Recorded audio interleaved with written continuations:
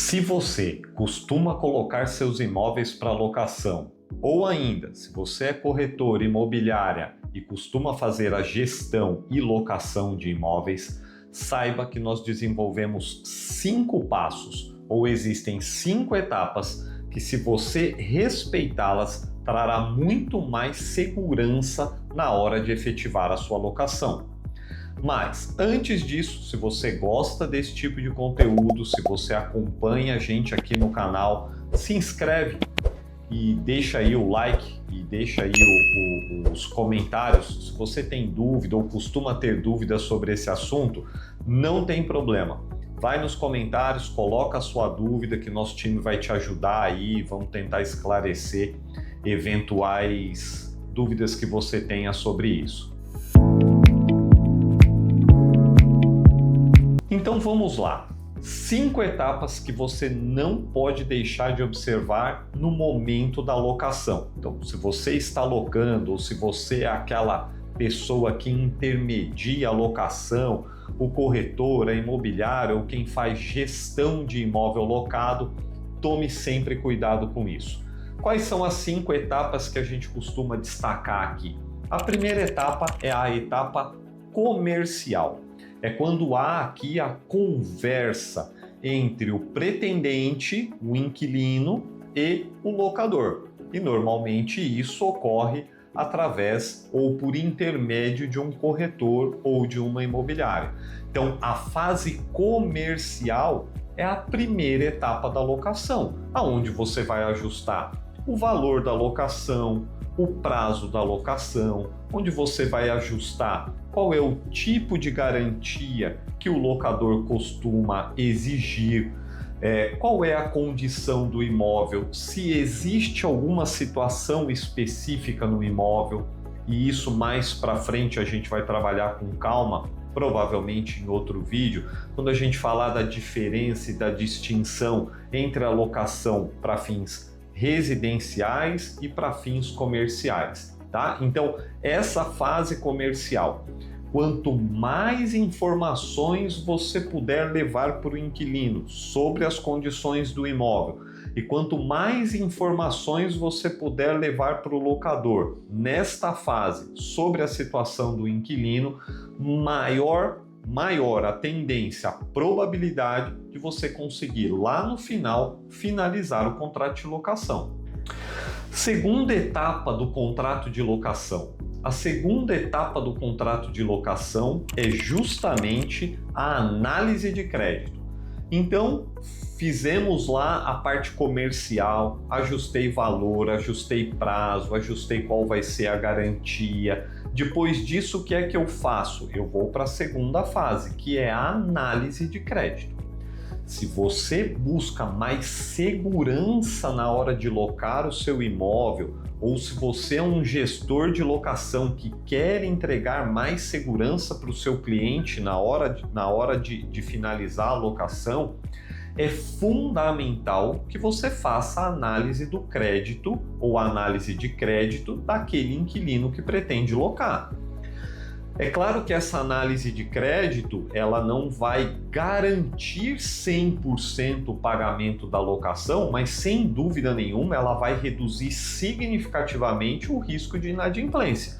Então, se a gente está falando aqui em etapas que trarão mais segurança para quem pretende locar o imóvel, você não pode deixar de observar essa análise de crédito, que é onde eu vou dar uma olhadinha lá se o pretendente, o provável inquilino, ele tem alguma restrição no nome, se é uma pessoa que possui aí algum tipo de ação judicial de despejo, já por conta de não pagamento de aluguel, qual é a capacidade de pagamento desta pessoa. E hoje existe aí no mercado diversas ferramentas que te ajudam ou que te auxiliam para que você possa efetivamente fazer uma análise bem próxima da realidade, o que vai fazer com que diminua bastante o risco de uma inadimplência. Muito bem, feito isso, a gente precisa ir então para a terceira etapa do contrato de locação,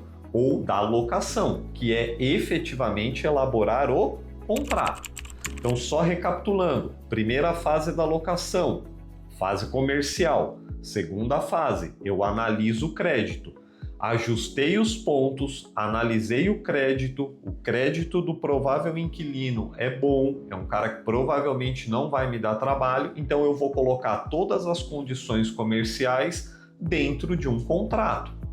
E aqui é o grande segredo: como eu vou estruturar o contrato de locação. Então, vou descrever lá o prazo, vou descrever lá o valor da locação, e aí alguns pontos que poucas pessoas se atentam, mas o tipo de reajuste do contrato de locação, o prazo desse contrato de locação, por quanto tempo eu vou locar esse imóvel, o tipo de garantia que eu vou exigir para o inquilino, né? Então aí tem aquela história se o inquilino vai me dar uma caução de 3 meses, se eu vou exigir um fiador, se ele vai apresentar um imóvel, se ele vai apresentar um seguro-fiança. A escolha do tipo de garantia está muito atrelada ao resultado da minha análise de crédito. Então, se eu tenho aqui um inquilino que tem uma boa resposta ou me deu uma boa resposta na análise de crédito, eu posso diminuir o critério de garantia. Por outro lado, se o cara não apresenta uma boa resposta de crédito, eu preciso melhorar o nível da minha garantia. Então, por isso que você não pode trabalhar com um tipo de garantia de forma engessada. Você precisa ter um tipo de garantia que seja compatível com a resposta da análise de crédito. Tá? Então, aqui são só alguns pontos de cuidados que você precisa tomar na hora aí de elaborar o seu contrato de locação. Mas muito bem, elaborei o contrato de locação, então qual é a próxima etapa? A próxima etapa, e é uma etapa importantíssima, é uma etapa que tem nos mostrado um grande problema diariamente aqui no escritório, que é a etapa da vistoria e entrega de chaves.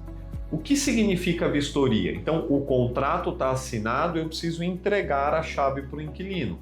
A vistoria compreende em eu fazer uma vistoria, demonstrar para o inquilino, para que o inquilino tenha ciência, para que o locador tenha ciência, qual é o estado em que o inquilino está recebendo o imóvel. E essa vistoria, quanto mais detalhada, quanto mais informação ela tiver, menos problemas os dois lados terão ao final da locação.